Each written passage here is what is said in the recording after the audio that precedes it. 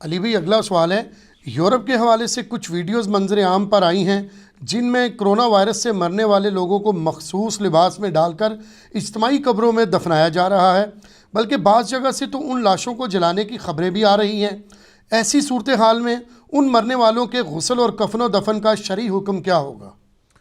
دیکھیں، میں نے جو کرونا سے ریلیٹڈ 20 کوسچنز ریکارڈ کروائے ہیں، آپ یوٹیوب پہ جا کے لکھیں 20 کوسچنز اباؤٹ کرونا، آلموسٹ 2.5 گھنٹے کی گفتگو ہے، اس میں میں نے یہ ساری نیٹی گریٹیز بھی کور کی تھی۔ پھر بھی چونکہ بار بار پوچھ رہے ہوتے ہیں تو میں اس کو ایڈریس کر دیتا ہوں۔ پہلی بات تو یہ ہے کہ یہ لاشوں کو جلانے والا مسئلہ عام دنوں میں بھی وہاں پر ہے۔ ایون جو آسمانی مذاہب کے ماننے والے لوگ ہیں، جیوز اور کرسچنز، جو قبروں میں بلیو کرتے ہیں کہ انسان کو قبر میں دفنانا چاہیے، وہ بھی اپنے پیسے بچانے کی خاطر، کیونکہ قبریں بڑی مہنگی ہیں ادھر، تو وہ بھی اپنے مردوں کو جلوا لیتے ہیں ہندوؤں کی طرح۔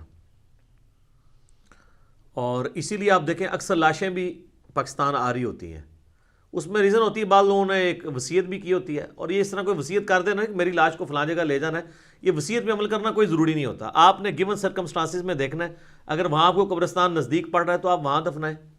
اب یہاں پہ لوگ ہجرت کر کے دوسرے ملکوں میں چلے جاتے ہیں، قبریں یہاں ہوتی ہیں، تو وہ پھر اپنے ماں باپ کی قبروں پہ بھی نہیں آتے، اگرچہ آنا ضروری نہیں ہے، وہاں بیٹھ کے بھی دعا ہو سکتی ہے، لیکن صحیح مسلم میں حدیث ہے، نبی علیہ السلام اپنی والدہ کی وفات کے 50 سال کے بعد ان کی قبر پہ آئے۔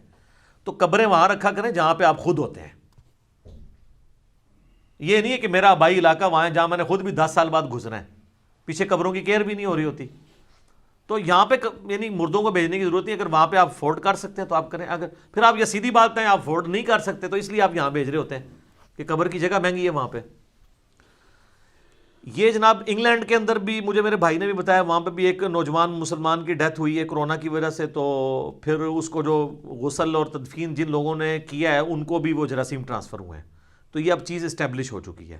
لہٰذا یہ صرف کنٹرول انوائرمنٹ کے اندر جن لوگوں نے وہ کنٹرول لباس پہنا ہو وہی اس کو غسل دیں اور اس کو دفنائیں۔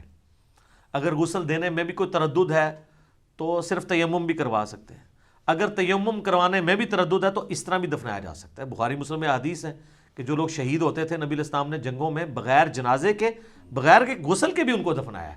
کیٹاسٹرافک کنڈیشن ہے، یہ نہیں ہے کہ شہید کے لیے جو ہے وہ غسل کوئی نہیں ہے، کئی احادیث میں آتا ہے کہ شہید کو غسل بھی دیا گیا، جب ٹائم ہوگا تو دے لیں گے۔ تو ابھی یہ وبائی جو امراض پھیلے ہوئے ہیں یہ بھی تو ایک قسم کی کیٹاسٹرافک کنڈیشن ہے نا، اور ویسے بھی ایک جنرل حدیث تو ہے تعاون کے بارے میں بخاری مسلم میں احادیث موجود ہیں، جو میں نے کرونا والے اپنی لیکچر میں بھی بتائی تھیں اور کوسچن آنسر سیشن میں، کہ جو میری امت کا شخص اس میں مرتا ہے اہل ایمان میں سے، وہ شہید اللہ کے حضور لکھا جائے گا۔ تو اس طرح کی سچویشن بن جائے تو ایسے بھی کر لیا جائے۔ باقی جنازہ پڑھنے میں کوئی مسئلہ نہیں ہے، جنازہ پڑھنے کے لیے تو اس کو ٹچ کرنا ضروری نہیں ہے، بے شک وہ ایمبولینس کے اندر رکھی ہوئی ہے اس کی میت، تو آپ بس سامنے ہونا میت کا ضروری ہے، بس سامنے رکھیں اور آپ جنازہ پڑھ دیں۔ اور اگر کسی کا رہ گیا وہ قبرستان بھی جا کے قبر پہ بھی جنازہ پڑھ سکتا ہے بعد میں۔ بخاری مسلم میں حدیث ہے نبی علیہ السلام نے غزوہ احد کے شہداء پہ 8 سال کے بعد جا کے اپنی وفات سے 1 مہینہ پہلے جا کے نماز جنازہ پڑھی تھی۔ تو یہ رسک نہ لیں، لوگوں کو سمجھائیں، جذباتی اپنی اس طرح کی چیزیں چھوڑ دیں۔ وہ کہتے ہیں جناب ہم آخری دیدار بھی نہیں کر سکے، اور میرے بھائی لوگ ایئر کریش میں مر جاتے ہیں، ان کا آخری دیدار کون کرتا ہے؟ اور آپ بھی ساتھ ہی مر جاتے ہیں تو آپ کا آخری دیدار کس نے کرنا تھا؟ یہ جذباتی باتیں ہیں۔ اب جو مر چکا اس کے لیے دعائے مغفرت کریں، اور جذباتی ڈاکٹرائن کی بجائے علمی ڈاکٹرائن کو فالو کریں۔ یہ ویسے ہے ماننا مشکل ہے، ظاہر ہے اللہ تعالیٰ نے انسان کے ساتھ جذبات رکھے ہوئے ہیں، تو لیکن جب اللہ بیچ میں آتا ہے، اللہ کے احکامات آتے ہیں، پھر ان چیزوں کو جھیلنا آسان ہو جاتا ہے۔ تو آپ لوگوں کو اس طریقے سے مصیبت میں نہ ڈالیں۔ یہاں پہ بھی آپ دیکھیں وہ جو ایک منگا گاؤں ہے ہمارا کے پی میں، وہاں ایک بندہ باہر سے آیا ہے، بس وہ جس کو مل کے گیا ہے وہ ساروں کے ساتھ۔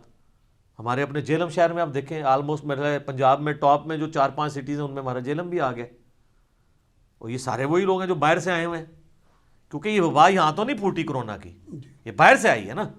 اب جو لوگ باہر سے آئے ہیں کم از کم یہاں تو آ کے ٹیسٹ کرواتے ہیں، یہاں تو کئی لوگ کے ٹیسٹ آئے ہیں اس کے باوجود پازیٹیو آئے ہیں، پھر بھی جا کے رشتہ داروں کو مل رہے ہیں، تو دشمنی کر رہے ہیں ان کے ساتھ، یہ بلکہ خود آ کے ان کو چاہیے کہ یہاں پہ آ کے ٹیسٹ کروائیں کہ ہمارے ساتھ یہ مسئلہ تو نہیں ہے۔ اور جو لوگ جن کو بڑا یہ شوق ہوتا ہے نا باہر سے آئے ہوئے لوگوں کو ملنے کا، تو میرا خیال ان کی طبیعت تو صاف ہوئی بھی، اب نہیں ان کو کوئی جا کے مل رہا. ان میں بھی بڑا تکبر ہوتا ہے کہ منو ملن کیوں نہیں آئے.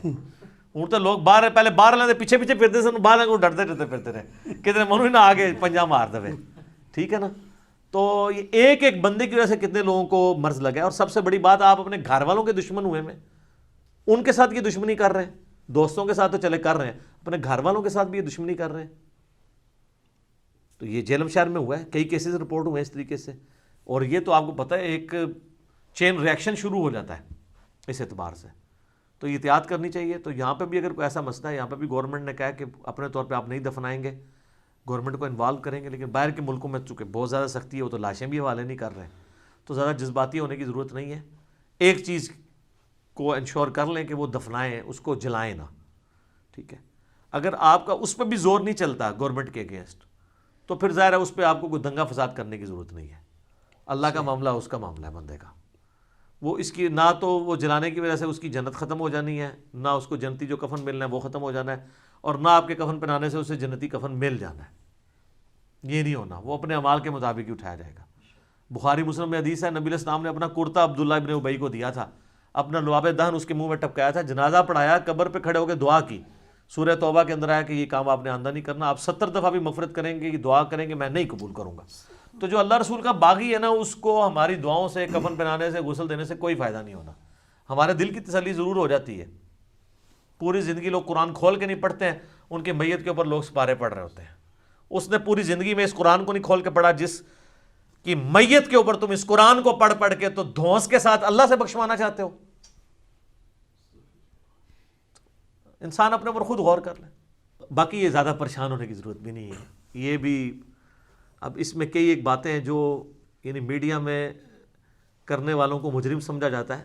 احتیاط اپنی جگہ ہے، لیکن اس کرونا کو پینک بھی نہ اس کا پھیلائیں.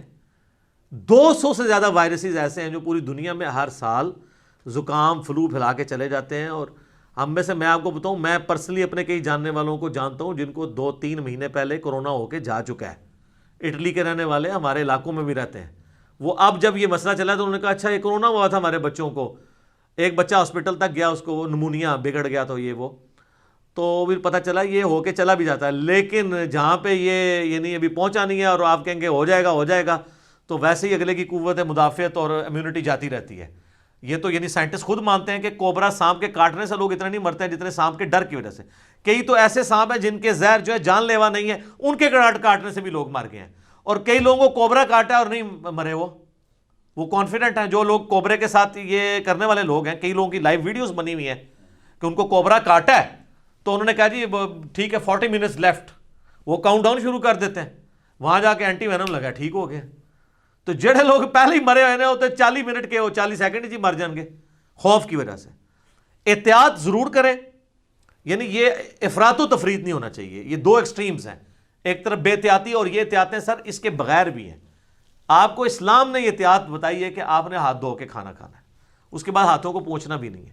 اور سر میں نے یہ عرض کیا یہ جو آئے دن آپ کو کہہ رہے ہیں 20 سیکنڈ تک صابن سے دھوتے رہیں. اس سے اگلی بات یہ ہے کہ یہ 20 سیکنڈ دھونے کے بعد جب ہاتھ صاف ہو گئے پھر آپ انہی ہاتھوں سے جب اس نل کو بند کر رہے ہیں تو جو نل کے ہینڈل کے اوپر جراثیم تھے وہ پھر آپ نے دوبارہ لے لیے ہیں. تو آپ یہ بتایا کریں کہ 20 منٹ تک ہاتھ دھوئیں اور 10 سیکنڈ تک وہ بھی دھوئیں تاکہ ٹنکی خالی ہو جائے تھوڑی. کچھ اللہ نے بھی توکل کرو اور کسی خاص حد تک ہم احتیاط کر سکتے ہیں. اور میں نے آپ کو بار بار وہ وظائف بتائے ہیں کہ آخری 3 صورتیں صبح و شام 3 دفعہ پڑھ لیں، اپنے جسم پہ دم کر لیں. اس سے بہتر کوئی وظیفہ نہیں ہے. جامعہ ترمذی میں سنن نسائی میں حدیث ہے جب یہ 3 صورتیں نازل ہوئیں، المعوذات 3 پناہ دینے والی صورتیں، سورۃ الاخلاص، سورۃ الفلق اور سورۃ الناس، تو نبی علیہ السلام نے باقی دعائیں چھوڑ کے انہی 3 صورتوں کو لے لیا تھا. سب کچھ ہے اس کے اندر. سورہ اخلاص میں توحید ہے، اللہ کا بہترین ذکر، اور ذکر ہی تو شیطان کے اگینسٹ اور ساری چیزوں کے اگینسٹ اللہ کی پناہ دیتا ہے. سورۃ الفلق باہر سے حملہ آور ہونے والی ہر چیز کے اگینسٹ اللہ کی پناہ. من شر ما خلق، میں ہر اس چیز کے شر سے تیری پناہ میں آتا ہوں جو تو نہیں پیدا کی ہے. اور قل اعوذ برب الناس اندر سے جو حملہ آور ہونے والی چیزیں ہیں ان کے اگینسٹ اللہ کی پناہ. ٹھیک ہو گیا. جزاک اللہ خیر.